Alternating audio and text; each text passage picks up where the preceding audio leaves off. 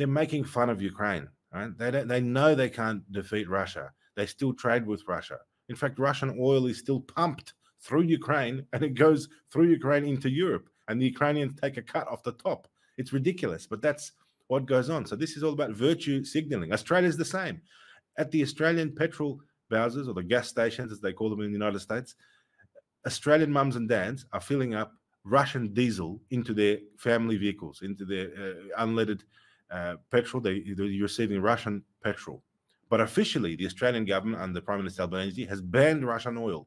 The oil reaches India, the oil reaches Singapore, and then mysteriously, miraculously, the oil is rechristened with new documents and declared as Singaporean oil. And the Australian side says, okay, we can buy that now. It's just definitely not Russian. Look at the documents.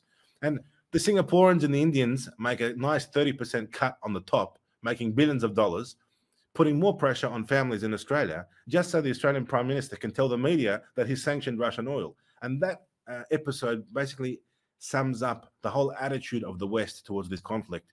And all I can say is we feel sorry for the Ukrainians. As a Russian patriot, as a staunch Russian, of course, I'm born in Australia, but great-grandparents from the Russian Empire, I feel sorry for the Ukrainians because they're being used.